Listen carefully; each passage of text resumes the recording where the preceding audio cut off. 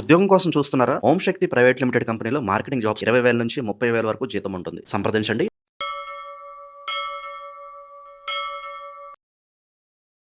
వృశ్చిక రాశి. వృశ్చిక రాశి వారికి మొండితత్వం, మూర్ఖత్వం ఇది ఒకటే కాదండి. ఆ రెండు ఉండడం వల్లే వాళ్ళ జీవితంలో పేరు, ప్రఖ్యాత, హోదా, డబ్బు, పలుకుడు అన్నీ ఉంటాయి.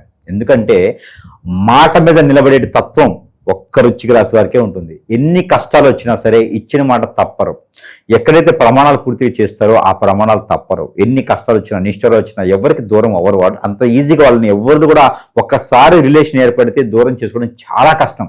ఎన్ని కష్టాలను పడుతూ ఉంటారు. మరి అలాంటి వారికి మరి మంచితనం ఉండాలి కదా. అంటే వారు ఆలోచిస్తారు, వారికి ఏదైనా బాగలేకపోయినా, వారు ఏదైనా ఎదగలేకపోయినా, ముందుగా రాలేకపోయినా కూడా నా జాతకం బాలేదండి, నా నక్షత్రం బాలేదండి, నా గడియలే అలా ఉన్నాయి, నా దరిద్రం అలా ఉంది అని కొట్టుపడేసుకుంటూ వారికి వారే సమర్థించుకుంటూ ఉంటారు.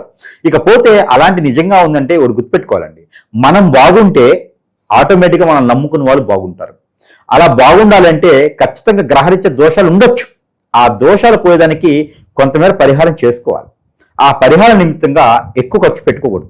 ఏదైనా ఆలయ దర్శనం అంటే ఖచ్చితంగా మీరు హనుమాన్ దర్శనం చేసుకోండి.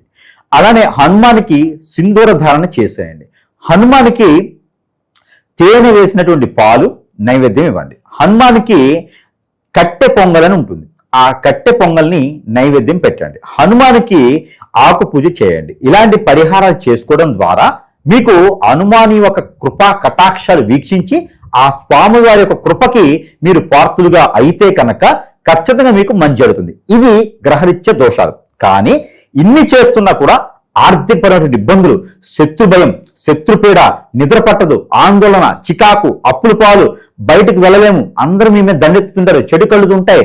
ఇవన్నీ కూడా చూసారా, మనం ఇంత మంచి చేస్తుంటే కూడా మరి ఇంకా నన్ను ఎక్కడి నుంచి పట్టి పీడుస్తున్నాయి అంటే మీ మంచితనము మిమ్మల్ని ఆకట్టుకునే తత్వాన్ని చేస్తున్నాయి. మీకు శత్రుభయం కనపడకుండానే మీ లోపలే ఉంటారు, మీ చుట్టుపక్కల మీ శత్రువులు ఉంటారు. వారందరూ కూడా ఒక అడుగు ముందుకు వేసి హిప్నాటిజం, బ్లాక్ మ్యాజిక్ లాంటివి చేయిస్తారు, అష్టదిబ్బందిని చేపిస్తారు, లేదా నరదిష్టి, నరఘోష, శత్రుభయం లాంటివి ఉంటాయి. వీటన్నిటిని కూడా మనం పోగొట్టుకోవాలంటే ఏం చేయాలి అంటే కనుక ఇవన్నీ మీరు పరిహారాల నిమిత్తంగా పోవు.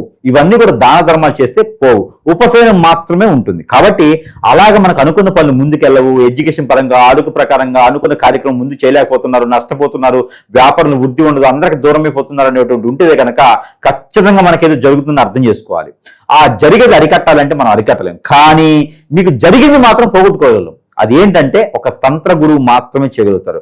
అలాంటిది ఏదైనా మనకు జరుగుతుంది అంటే కనుక ఏదో యజ్ఞ, యాగ, హోమ తపాలకి డబ్బులు పోగొట్టుకోకండి. అలాంటివి ఏమైనా ఉంటే కనుక సంప్రదించండి.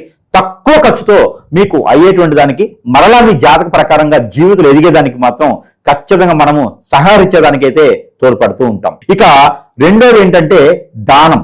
మీరు చేయవలసిన దానం ఏంటంటే కనుక ఉలవలు 1 కిలో తీసుకోండి. సింధూరం, ఆంజనేయ స్వామి సింధూరం 1 అరకిలో తీసుకోండి.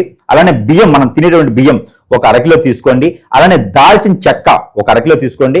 వెల్లుల్లిపాయలు 1 అరకిలో తీసుకోండి. అలానే మనకి ఈ ఒక మిరపకాయలు ఉంటాయి, వెండి మిరపకాయలు కానీ పచ్చి మిరపకాయలు కానీ, అవి 1 పావు కిలో తీసుకోండి. దోసకాయలు సీజన్ వైజ్ గా ఉంటాయి, లేదా దానిమ్మ పళ్ళు 2 తీసుకోండి. ఇవన్నీ కూడా మీకు సమీపంలో ఎక్కడైనా బ్రాహ్మణోత్తముడు కానీ, అయ్యవారు కానీ, స్వామివారు కానీ ఉంటే అక్కడ దానం ఇవ్వండి. లేదు అంటే కనుక మీకు సమీపంలో ఎక్కడైనా సరే నవగ్రహాల మండపాలు ఉంటే వాటిపైన అభిషేకం చేయండి. ఈ దానం చేయడం ద్వారా మీకు ఆర్థిక పరిస్థితి, ఆరోగ్య పరిస్థితి కుదిరిపడుతూ మీ మీద చెడు దృష్టి కానీ, చెడు క్రియలు కానీ చేసే వారి యొక్క అష్టదిబ్బందిని వారు మీ పైన మంచి శుభదృష్టితో ఉంటారు. ఇక ఇన్ని చేస్తున్నా కూడా అవ్వట్లేదు అంటే మాత్రం ఖచ్చితంగా గుర్తుపెట్టుకోవాల్సిందే, వృశ్చిక రాశి వారికి ఏదో జరుగుతుంది. ఎందుకంటే కనపడని శత్రువులు చుట్టుపక్కలే ఉంటుంటారు. వాళ్ళ అత్తమామలో కావచ్చు, తోడికోడల్లో కావచ్చు, చెల్లి వల్ల, అక్క వల్ల, ఇలాంటి రిలేషన్స్ కాదండి. ఖచ్చితంగా మీరు ఎదుగుతుంటే ఓర్చుకోలేని తత్వంతో, మీకుండేటువంటి పేరు, ప్రఖ్యాత, హోదా, డబ్బు, పలుకుబడి ఓర్చుకునే తత్వంతో మీ మీద చెడు క్రియలు చేయించే ఉంది. కాబట్టి అవన్నీ కూడా పటాపంచలు అవ్వాలంటే మీకు కవచంలా ఒకరు ఉండాలి వెనక. ఆ వెనక ఉండేదానికి ఒక గురువు కావాలి. అలాంటి గురువుని సంప్రదిస్తే మీకున్నటువంటి సమస్యకి ఇట్టే పరిష్కార మార్గం చూపించే విధంగా ఉంటుంది. కాబట్టి పరిస్థితిని అనుకూలంగా మార్చుకోవాలంటే ఖచ్చితంగా గురు సంభాషణ అనేది ఖచ్చితంగా అవసరము.